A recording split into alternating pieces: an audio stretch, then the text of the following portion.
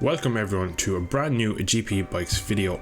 In today's video we will be covering the ultimate controller setup guide. This video I will be going over all the inputs, setting up simulation and showing you what really matters in controller setup. In this game it is very necessary to have the controller set up to your needs, so in this video just going to cover everything, explaining what the important stuff does, how to find the right balance for you and to get you on the right road. So we're going to start off with the basics here.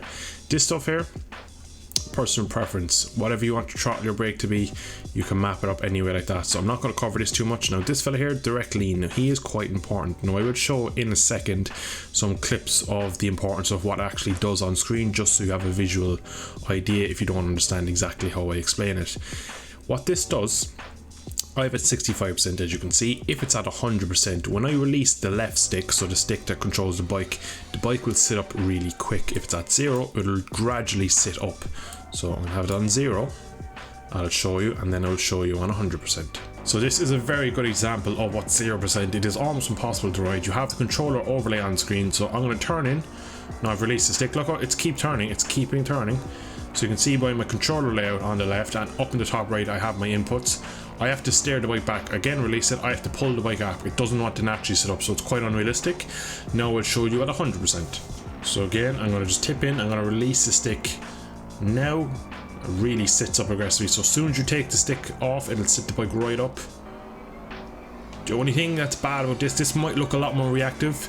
You can lose the front with this, so I'll try in the next corner just to show it off. Again, you can see he sits the bike right back up. The bike wants to naturally sit back up really aggressively. So I'll come in now to this left hander, and I'll just float it through, and mid corner get the full lean and just release it. It just really put a lot of pressure on the front end, and when you're pushing it can cause the crashes. So for me the perfect balance is in between 45 and 65%. Anything below 50 can feel a little bit lethargic. Anything above 75% can cause unwanted front end tucking. So moving on now to one of the most critical parts of the controller setup. Now in here, in your drop down, in your advanced section here, you have all these different drop downs you can adjust. Now we're going to just run you through what each of them does on the basics. So first, your dead zone, pretty obvious. If you have a bit of a dead zone in your stick, so if the stick moves without any input, for example if I go to 0, this is my dead zone. See how much that is moving left to right? That's me moving my stick without actually having any inputs. You can see that's not moving, and this is wobbling here because it's not actually picking up any movement. So for me 3% is what I have it. Linearity, at the moment I have it 100%. That means it's 1-to-1, which means when I push the stick all the way left, all the way right, it won't decrease or increase speed at any point. If I go to 0%, it is slower at the start and speeds up when it gets to about there. So again, if you just watch, I'm going to slow it down just there. You can see it gets faster as it goes on. If I go to 200%, does the opposite effect. Starts slow, finishes, starts fast, finishes slow. So the last bit of the movement is slowed down. For me, I do use it in other aspects, not in lean. I like to have consistent lean at all time. For the smooth, I'm going to show you with my brake. So I'm going to show throttle, have nothing done to it. Now I could maybe adjust this, but I think I have a very good throttle finger myself. I think I'm quite good with it. I don't feel the need to change these personally for myself. Maybe you could adjust some of them to smoothen out inputs. But personally, the throttle I'm okay with. We're going to move on now to the front brake. Now you can see I have a lot of changes into this. So like I said with the linearity, it's at 151%. If you look at this bar here, that's me pressing it. Now you might wonder why it's slow. That's to do with these smooth settings here. We'll get to that in a second. With this linearity, it slows down the initial bite. What that does is when I am aggressive on the brakes, the initial bite point isn't as aggressive in game. So I can ride a bit more normal on the way I like to ride, and the game doesn't penalise me for it. Now moving on to the smooth settings. These are incredibly useful. The press one just makes it more like a button press. So I'm going to put it to 0 and watch. See, it flies down, not very fast. You can just see barely the linearity of how it's slower at the start. If I go to 100% press, look how slow it is. That's not me changing the way I press the button, that's the actual input changing. So it makes it a lot slower. Now that's too slow for braking because it's about maybe half a tenth before I get full pressure on the trigger than when it happens in game. So that's at 180, 200 miles an hour, that's not good enough. So I keep it at 30%, just just smoothens my braking. Now it doesn't actually affect my braking performance, it just smoothens the input so that if I'm a bit ragged on the brakes, the game can just kind of tune that out for me. I can ride a bit more aggressive, I can ride a bit more on the limit, and it can just be a bit nicer. Moving on to the release, I'm going to zero release. So it comes off, when I release the button, I release it really quick. If I go to 100, watch how slow the button input comes off. I'm releasing the button completely. You will see I have my controller input on screen, I believe, so you can't see me pressing buttons, and you can see how it changes. But again, I run on 5%, it just slows. What that does, sometimes if you hit a bump at the wrong time and you're full lean, you release your brake. If you release a bit slower, the nature of you releasing it isn't as aggressive. It can sometimes, if you release it a bit too quick and if it's at zero, it can just slightly throw off the balance of the bike and you can crash. 5% is a fail-safe for me. It doesn't really affect it in a way, it's more of a mental thing. Now your gain is very interesting. I wish all other settings had this built in. For me, the lean is, I need this in the lean. It's something that's in MX bikes and I love it, but it's not carried over at the moment. In lean you can only go down as far as 100, which means it doesn't actually work properly. It's a bit of a, I think he also hasn't incorporated this right into this game. But what the gain is, it's how much you can press it. So I had that 98.6, so look, bar is 100% full. Now if you go above 100%, nothing happens, it's still 100%. Now what it does is, actually I'll go to 200%, I'm half pressing my trigger. I've so much more trigger pull. I can pull the trigger back so much more before I hit the back. But I'm half pressing my trigger. I don't know how it would look on screen because I don't have the overlay on, but I believe it looks slightly grey or white. But for me, I've so much more trigger that I can pull back. And if I go to 50%, full trigger is only half the bar. So for me, 98.6. You can just see there's a sliver of white. That means I can never get to 100% brake. And again, that's all about smoothing my braking, making it a bit more progressive and making it a little less aggressive so I can be more aggressive in my riding. I can ride a little more like I'm used to riding and get away, basically make the game easier for me to ride. Now we're going to move on to the rear brake. This is another one. You're going to say, Jesus, press up a 79%, gain 70%. So as you'll see when I press the rear brake, I can only use 70% of the rear brake. And you're thinking to yourself, why is that useful? Surely you want more rear brake. No, you do not want more brake. Now you can argue maybe 75%, 80%.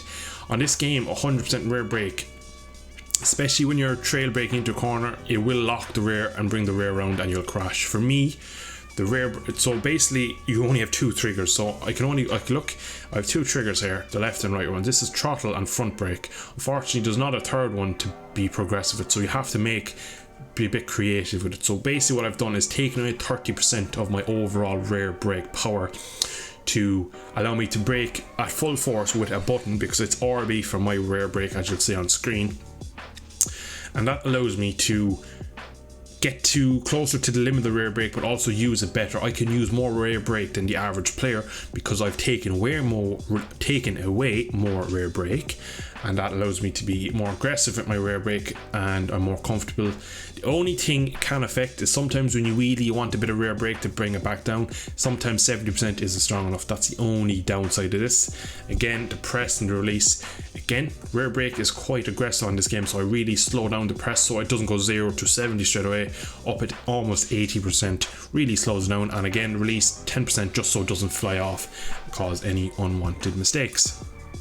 Clutch is another one I have really weirdly bounded. I've played around with this a lot. Currently this is what I have. I have linearity on 0. So look, this is me. My clutch is bound to my right stick when I push it forward. So you can see on screen now, and look how slow it is to go in. That is all in a effort, so when I release the clutch it comes out slower, and it's more like it's like a launch control built into my controller. It's the way I've tried to get it. It doesn't work perfectly. It is kind of hard to get it, but you can see gain. Unfortunately with the gain you can't go. What I would love is to have gain at like 60-70% right at the buy point, but again, like I said, with so gain, I won't even let me adjust the gain for some reason. I just realized that now. But I've pressed, so you have to really press it, and it's slow releasing. The release is great because you want it slow releasing like a clutch in real life. You want it to slowly bite and grip. You don't want 0. Look how it flies off. That's going to jump, the bike's going to loop, you're on your ass. 100%. nice and slow coming off. Again, linearity, that just smoothens the kind of final part of it, makes it easier just to get to the buy point. Rider, weight, left, right, front, back, don't use. Personally, it's impossible to. It's like the MX games, you have to use your rider weight on the right stick. There's too many things to be doing on a GP bike that I don't like doing it. It's a bit different on the MX games, but for now I don't use that at all. So that's everything in this section covered. Now we're going to go on to input 2. These are all your inputs. Again, these are nothing serious. I'm going to leave them on screen. Most of them are pretty obvious. The only thing I'll explain is heading is looking left and right. Your rider will look left and right. I don't know what the heading is called, why it's called heading. That confused me for a while. I have it to my left on my right stick looking left and right so that my rider will look left and right. That's the only thing. Shift up and down, push the bike, pit limiter, all that. Track marker set to T, so if you want to spawn in a certain area on track, press T when you're at that part of the track, and it's just a respawn beacon. Basically, you'll always respawn there. That's pretty much it for these. There's just gestures, nothing really important in this. Same in input 3, this is just for the replay camera. Again, you can map all these to the controller if you want. I just leave them on the keyboard. Graphics, now in the graphics you do have some customization. I would always recommend not running HDR or 3D grass. They can cause unnecessary kind of drag on your PC. HDR can cause black spots on your screen. If you have a strong enough computer, run it as hard as you can. You kind of want to. It's as simple as that. You'll want to run it as aggressive as you can. Dynamic shadows, reflection shaders, they all make it look a bit better. Higher draw distance. Again, play around with these depending on your own system. And always just remember, make sure you have your refresh rate as high as possible to get the best actual in-game frames. Miscellaneous, or MISC as they call it. This is just some small things. So you can change your master volume, interface, pit environment sounds, your unit state. A lot of this doesn't matter. I like to have the intro off. I think the game loads maybe a couple of seconds quicker. This apparently is good. I've been told to have this at very high when I first got the game. It improves online connectivity. Auto chat, so if I type in sub to me on YouTube, if I press the number 1 key in game, this will come into chat. It'll come up me saying that in chat. So a lot of people, I actually mean to, I always forget to do this, and I'm going to eventually go do this, so I have stuff I can just kind of hop key them. But that is all you do for this. So if I press 7, I can have a word there that comes up in chat. So if I knock someone off, I get so sorry, missed my braking mark, I can type in there, press 7, press that, pops up on screen. Very handy, very good for actual in-game racing. Disable chat. I don't like seeing chat while I'm racing. It's very distracting, especially with people joining, leaving, people spamming the auto chat. 2D flags, you get flags on screen, blue flags, yellow flags, green flags. Very handy because it's like on a track like this, there's Bruno in the background like you would have saw a minute ago. Some of the track marshals are really far off the track, so you're not going to be looking at them, so you're not going to see all the other stuff, so I'd leave that on. Help, I've never had any help. I don't know where that's coming from. It is on. I'd leave it on. Now, simulation. This is another very important one. I'm going to cover the not so important stuff first. Corner anticipation. If you're in first person, you can heading and look to the apex. Basically, your rider's head will tilt in and look to the apex. I don't particularly like it, but I will show you what it looks like. So I'm going to go look to the apex at 70%, and now I'll show you on track. So as you come down now to turn 1, you'll just see the way the rider's head tilts in. You just see his head rotating just there, and that is I did purposely run wide to make it look like the head will turn in more. And as you come out of the corner, his head straightens up again. I just find it a bit off-putting. I kind of feel like the bike starts to float in a bit in between inputs, so the head's changing direction. So you'll see again in a second. And just about there, he starts to look into the apex. Now I've it really aggressively turned up, but for me, very off-putting. So I don't run either of these just because I don't like them. Now back to the field of view. We'll start with the bottom one, tilt. I will show you exactly what this does now. So I'm just going to show him the pit lane. This is 100% tilt. He tilts his head with the bike, so his head, think of his chin, is always going to be in line with the tank. So you're full lean, it's really tilting. I don't like this either. I run this 0. I'll show you 0 now.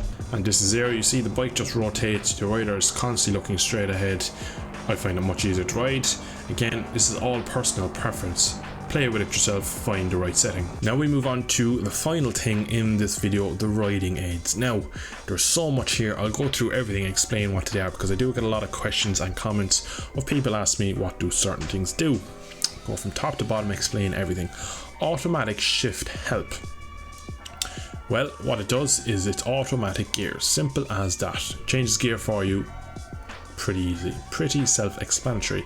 Shift help, basically, on some bikes, the old GP 500 mod, the old ones, the MVs and stuff, you have to drop RPM to change gear, or a clutch. If you have shift help on, the rider will automatically clutch to go up gear. Now if you have it on any other bike, he'll still do it, but most bikes have seamless gear boxes and you can kind of get away with it. Automatic clutch, I have this on. Basically what it does is every time you take off, you don't have to slip the clutch and get off. He'll just take off like normal. When you come to a stop, the bike doesn't cut out, you don't have to put the clutch in.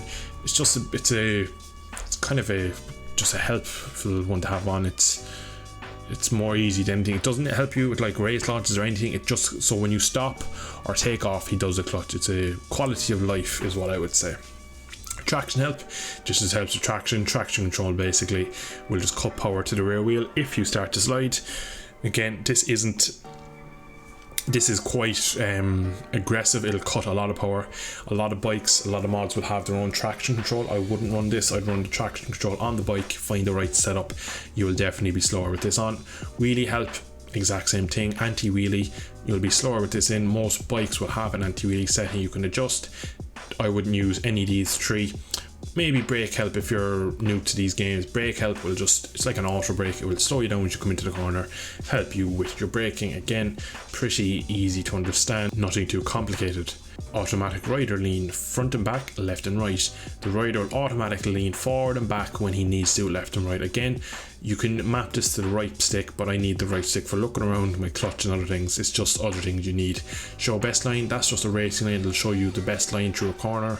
Again, if you want to have it on for new tracks, I never run it, just I don't like seeing things on track. Automatic tire changes.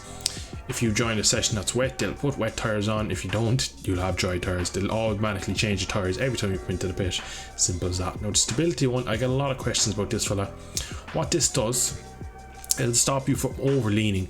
So if you have this turned off, when you get to 100% lean, it won't stop you from going past that, or it won't even get you to 100%. It might give you to 95% lean, and it will just stop the bike from over leaning and tucking the front. Personally, at the start of the game, I had a big issue with this. I turned it on and forgot about it, but then I realized I'm actually slower with it, and in some point in the future, I do want to turn this off, because I know for a fact I will be quick with this off, but at the moment I don't have much time to play this game, so I don't really have the hours to get into this to get the feeling of it without. And this is also why, like I said a while ago, back in the lean, if I could go less on the gain, if I go to about 95%, I could make it so that I'd have a perfect middle ground. But for now, unfortunately, I'm gonna have to leave that on. Hopefully in the next few updates, maybe the gain will go below 100 and I will be able to get my wish and get a 95-96% gain on the lean. But for now, I'll leave stability, couldn't help on. If you're new to the game, leave this on. You'll just get frustrated at the front tucking so much. It is quite annoying at the start. That is everything in the controller settings you will want to know to set up everything, to understand all, and to improve your overall feeling with this game and just your enjoyment. At the end of the day, it is a game. You want to enjoy yourself. It's not all about being the quickest in the world. But I'm going to leave there. If you have any questions, please do not hesitate to drop a comment down below. If you did like today's video, please drop a like down below. Subscribe if you consider this some good content, and I shall catch you all in the next video in the not so distant future. Thanks for watching. Bye bye.